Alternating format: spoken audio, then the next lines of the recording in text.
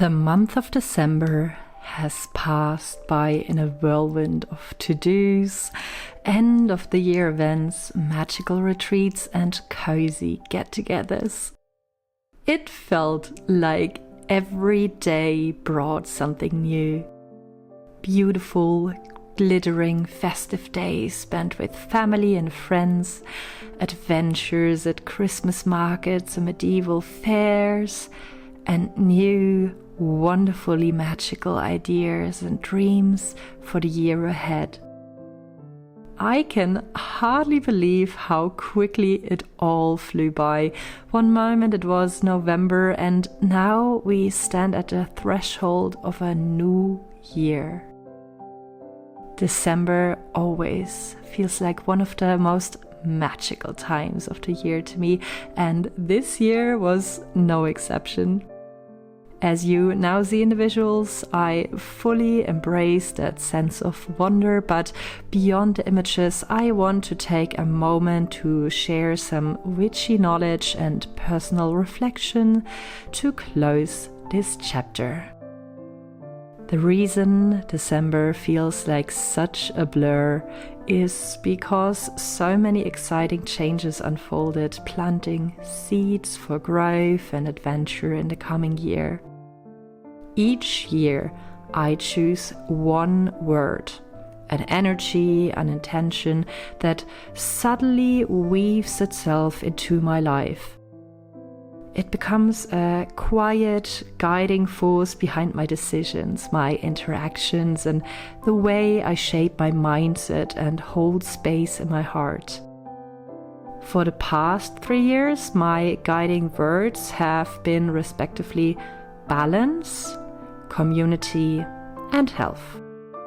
Each one felt like a gift that arrived exactly when I needed it. Well, I've chosen it that way. The year of balance was transformative. I learned how to divide my time more wisely, carving out space for myself, my children, my partner, and the passion projects that fuel my soul. It was the year I truly started to settle into the rhythm of life as a working mom with very young kids, learning how to hold both career and family in equal measure without feeling like I was constantly chasing after time. The year of community came next, and with it I found ways to expand my retreats, weaving connections across the globe. I created spaces for witches to gather online and in person, and those bonds felt like threads forming a tapestry of friendship all over the world. Locally, I put down deeper roots, connecting more with the people around me and nurturing my place within my new home. The year of health followed, and that year saw me stepping back into routines that honored my body. I found joy in movement again, embraced regular exercise, and treated sleep as sacred, realizing that rest is not just necessary, but a form of magic in itself. I firmly believe that intention is the key to manifestation, and everything begins with a thought, a goal, or a dream. Where intention goes, energy flows. Holding a guiding word close, letting it sit quietly in the back of your mind and heart, shifts the way you move through the world. Without even realizing it, that energy becomes a subconscious priority.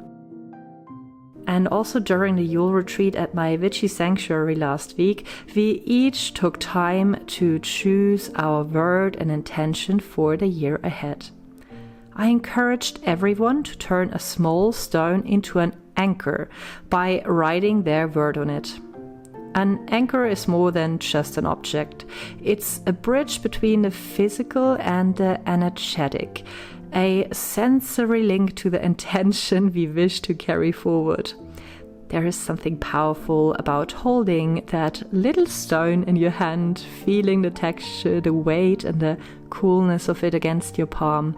This tangible connection serves as a reminder of the energy you're calling in, keeping your focus steady when life tries to pull you away. If you want to create something similar, your personal anchor, it's really simple. Just pick a word that speaks to your heart, find a small stone or an object that feels nice to hold and write the word on it. Then take a few moments to meditate with it, allowing the energy of your intentions and goals to flow into the object.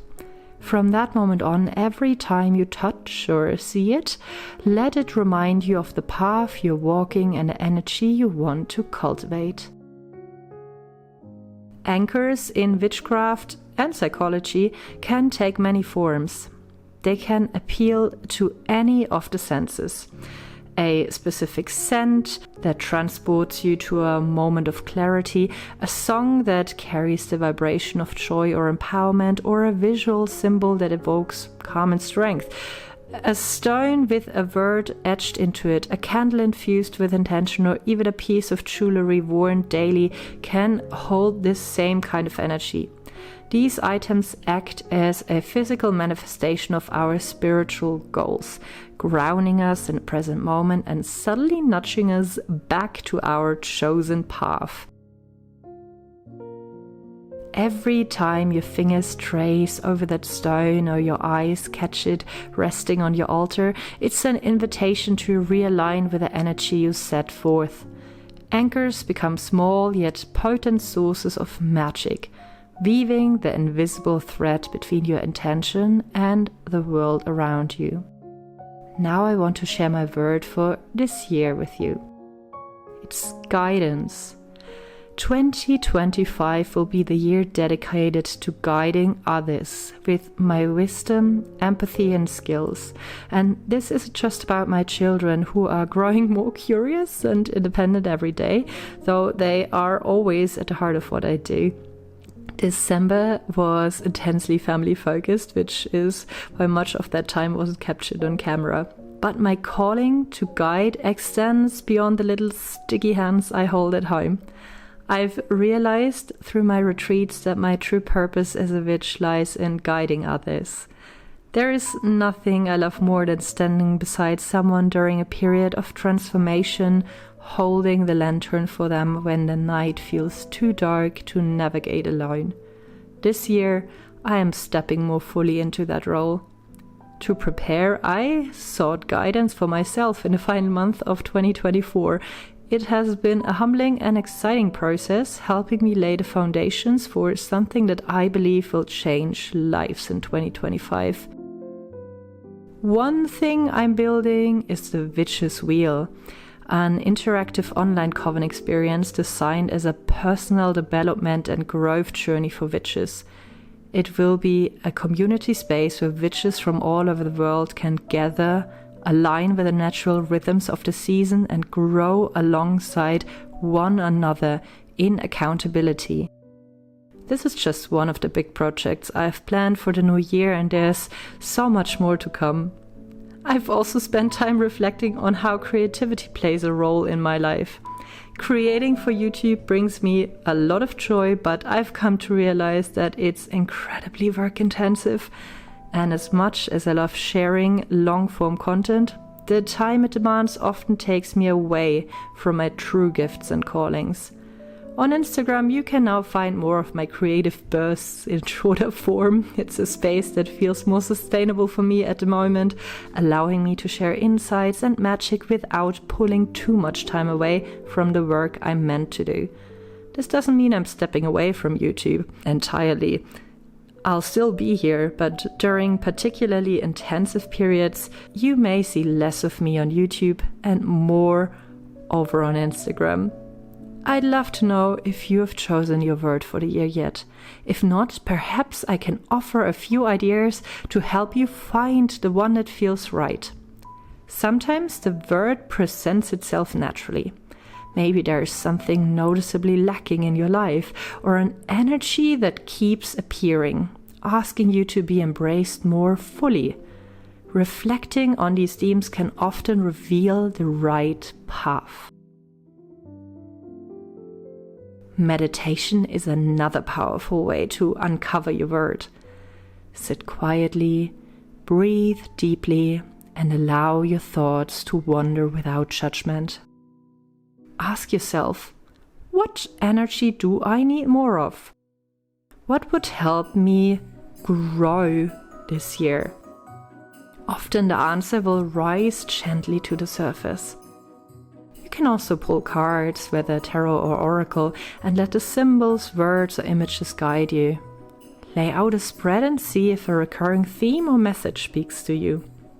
Sometimes the simplest card, even just a single word, can spark that deep recognition of what you need. Journaling can be just as revealing. Write down what you hope for the new year, your goals and areas of life where you crave growth or change. Patterns will emerge, and within those, your word may already be waiting. Another big focus for me this December was creating magical moments.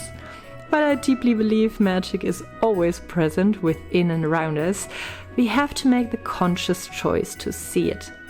Experiencing magic is in many ways an act of intention. There are so many ways to invite magic into your life, and they don't have to cost much or anything at all. The most magical moments are often not grand or extravagant. They are woven into the everyday. It could be the way the sky shifts in color during your commute, the enchanting aroma of roasted chestnuts, or freshly brewed tea in the morning, or the sight of a rosebud you stumble upon during a walk with your dog. Magic isn't always about big rituals or the tools we buy. It thrives in the ordinary moments we choose to see differently.